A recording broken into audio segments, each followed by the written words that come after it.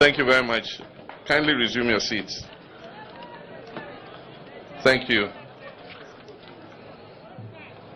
Let me thank all of you for coming, because I know we're in the holy month of Ramadan, and this is the period of fasting. And for those of us who have fasted before, we know that the time from about 3 o'clock to 5 o'clock is the most difficult part of the day's fasting. So the sacrifice you have made to come here at this time, we appreciate it. And that is why we've made the program as short as possible, so that once we are done, you can go and get ready to break your fast. From here, I'm also joining Ambaria for the iftar this evening before I depart to Accra. So to shorten it further, let me just acknowledge the spokesperson for our traditional leaders, Kasulana Abubakar Yakubu, Chief of Kasuli, and other chiefs present, our ministers, our members of parliament, government appointees, regional executives, constituency executives, the clergy, regional heads of security services, regional heads of departments, our friends from the media, and all those assembled here. And I'll just say, my brothers and sisters, I bring you greetings on behalf of myself, the government of the Republic of Ghana, and the National Democratic Congress. 7 months ago, I stood here amidst the cheers, warmth, and excitement of Tamale and the entire northern region to launch the 2024 election campaign of the NDC. How many of you remember that we launched the campaign here in Tamale? We were right here when we launched it 7 months ago, and here we are again with victory and success on our side. With your help, on that day we set in motion a movement to build a coalition towards redeeming a nation that was in decline, a people who were in despair, and a democracy that was in danger of imminent collapse. With your tremendous contribution, that movement has won the electoral battle resoundingly. The people of the northern region have reaffirmed their trust in the National Democratic Congress, NDC, at a time when some analysts suggested that your trust was waning in our party. You have rejected doubt and reaffirmed your belief in the NDC's vision for Ghana. For that, I am deeply grateful.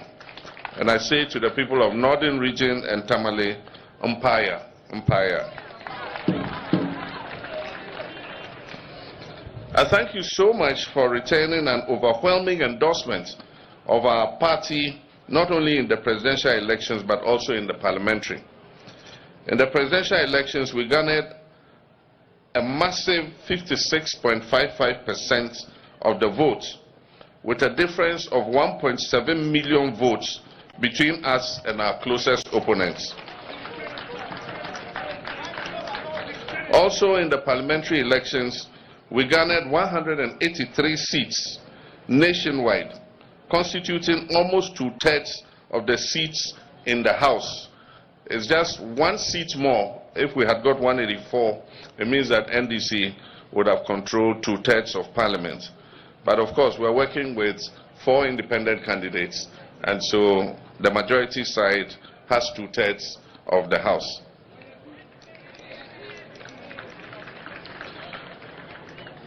The victory of the NDC in the 2024 election is more than political.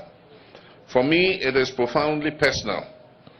The Northern region has not only been an anchor for my political career, but has been the very home where I was nurtured, where my skills were sharpened, and where my purpose was forged. I was born in Damango, which until recently was a part of the northern region of Ghana. And so when I say I'm a northerner, or I come from northern regions, because I was born in northern region. Damango was part of northern region until Savannah region was created. But aside from that, almost 50 years ago, I arrived in Tamale, here in the northern region, to join my father, who had started a rice growing and processing business here in Tamale and Yapi. 7 years later, I left for university with my O and A level certificates and some proficiency in Dagbani and Hausa languages. Some years later, having done my national service again here in Tamale, I met my life partner, Mrs. Lodina Mahama, who had just completed her education at Ghana Secondary School, also here in Tamale, Ganasco. Tamale did not just give me a place to stand, it contributed significantly to who I am. And for that, I'll forever be in debt to the northern region, its people, and the unbreakable spirit that has carried me through this journey.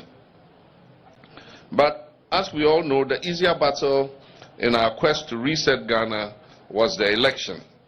And thanks to your support, that election was won. The second most significant battle is our mandate to reset the economy of Ghana, reset its institutions, and set us back on a path of growth and progress. That is why my government has moved swiftly to take bold and decisive action, making the 2025 budget and economic policy the cornerstone of our strategy for economic recovery and national revitalization to bring relief for individual households and businesses. Upon the passage of the budget, we shall have eliminated burdensome taxes, including the betting tax, the e-levy, the emissions levy, the VAT on motor vehicle insurance, amongst others. In addition, we are undertaking a comprehensive review of port charges, which will make imports and exports more affordable, boosting trade and industry.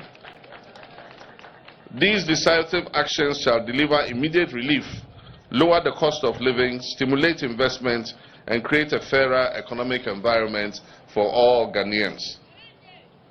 Beyond the tax relief, the budget makes historic investments in education, in health and infrastructure to uplift communities and stimulate growth. The school feeding program has been expanded, and the funds have been increased to provide more decent meals for our children.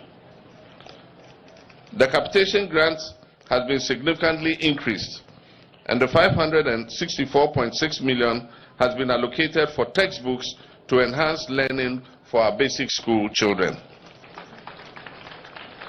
If you recall, the previous administration changed the curriculum and yet refused to provide textbooks for our basic school students. Ladies and gentlemen, this no textbook phenomenon will end this year. Your own son, Honorable Haruna Idrisu, is responsible for implementing this, and he has assured us that these textbooks are going to be printed by Ghanaian printers so that the money stays here in Ghana. We have allocated resources to provide free sanitary pads for our female students so that the days where they miss school because they are going through that period of the month will be a thing of the past. We've also uncapped the GET Fund to secure full dedicated funding for free SHS and free tertiary education for persons with disability. And so the free SHS has been fully budgeted for and added to the GET Fund budget. And so the schools will receive their subsidy on time so that they can run the schools properly under the free SHS program. And for the many young people who have lost the opportunity to pursue tertiary education due to their inability to pay admission fees, we have allocated funds for the immediate implementation of the no academic fees policy for first-year tertiary students.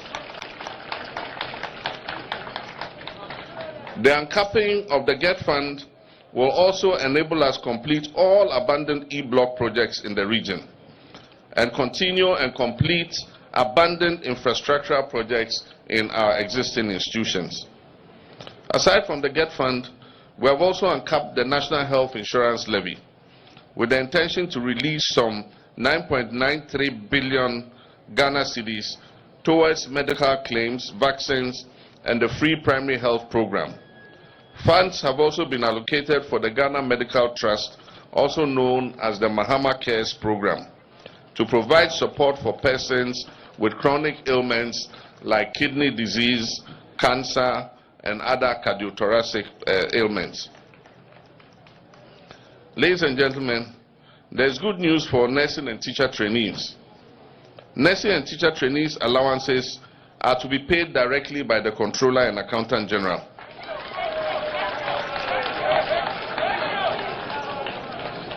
This has been made a part of the compensations item in the budget. This will permanently eliminate the delay in trainees receiving their allowances. This means that anytime public sector workers receive their monthly salaries, teacher and nursing trainees will also receive their allowances. The Ministry of Youth Development and Empowerment has launched technical committees to oversee the execution of the Ejumawura program and the National Apprenticeship program, which were major promises in the NDC manifesto. Through the Ejumawura program, 10,000 young entrepreneurs are going to receive funding and mentorship support annually. This will equip them with tools to innovate, scale up their businesses, and drive economic growth. We've also provided $10 billion for the Big Push infrastructure program. This program is over 5 years, $2 billion a year. And this fund is to modernize roads, bridges, and energy systems. The Northern region will be a significant beneficiary of the Big Push, with the aim of enhancing trade, boosting industrialization, and creating sustainable jobs for the youth. As part of this effort, we will accelerate the construction of critical bridges to improve connectivity and facilitate trade. This will include the White Volta Bridge at Nauni on the Tamale Mankargo Yagaba Road and the White Volta Bridge on the Juna Yili Pusga Road. Additionally, the Oti River Bridge at Saboba and the Bimbila Nakpali Bridge on the White Volta will all be constructed.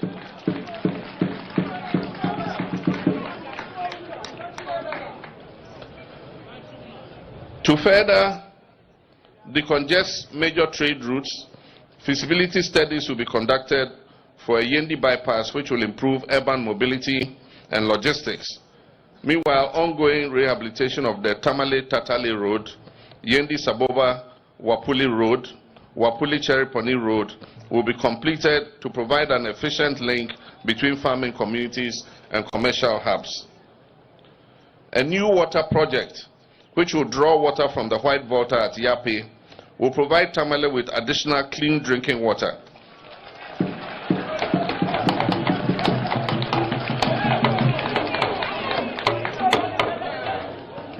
This new water treatment plant will be built to the south at Yape, and the water will be pumped from the White Volta, and it will enter Tamale through the south, through Tamale South constituency, Honorable Adunes constituency, in order to boost the amount of water that Tamale is getting. In the meantime, we're going to rehabilitate the water treatment plant at Dalong and change the pumps so that they can bring additional water into Tamale. Under the Big Push, we are also going to implement the Yendi Water Project to provide Yendi with clean drinking water.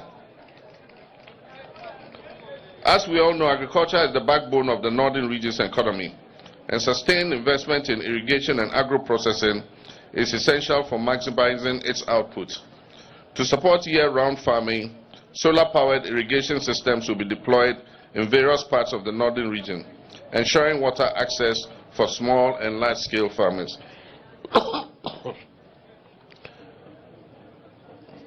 Additionally, farm-to-market roads will be constructed to reduce post-harvest losses and improve market accessibility.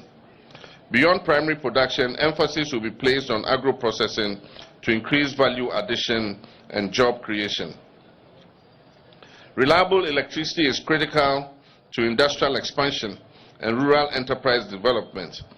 And as you heard recently, we have secured a $13.4 million grant from the Japan International Cooperation Agency to support the construction of a new substation and power distribution lines in Tamale and surrounding areas, aimed at improving electricity supply.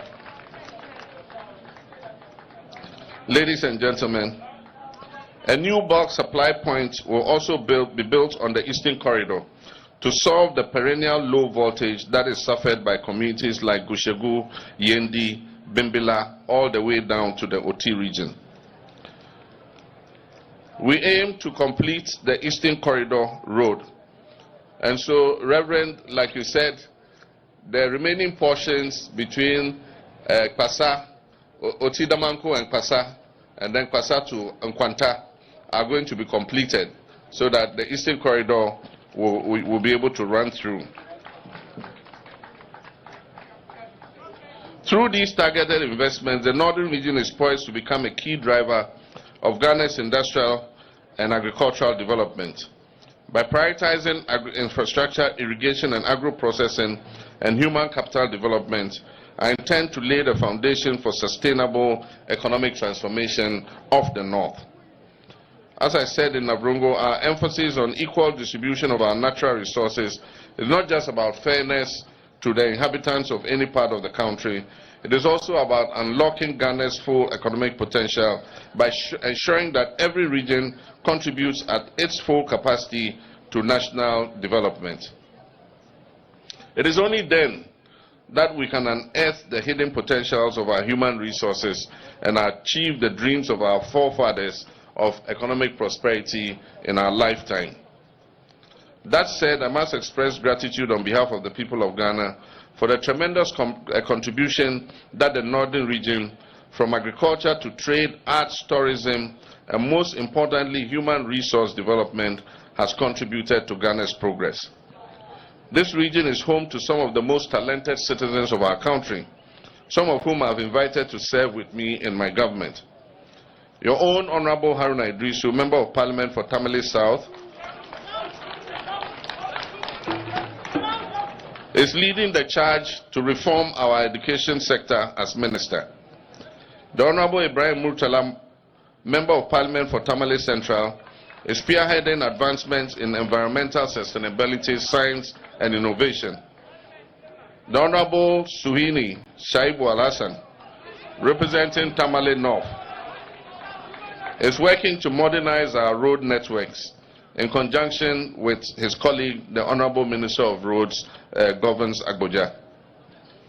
And from Saboba, the Honorable Joseph Nikpe Bukari is in charge of Ghana's transport sector and logistics.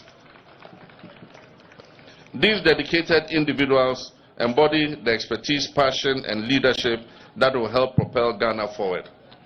Aside from these individuals, there are several others from Northern Region who have been appointed to positions as Chief Executive Officers and Deputy Chief Executive Officers. I'm sure that when we come to completing the rest of the appointments, that includes boards of state-owned enterprises, ambassadorial, there will be many more sons and daughters of Northern Region who will be called to serve.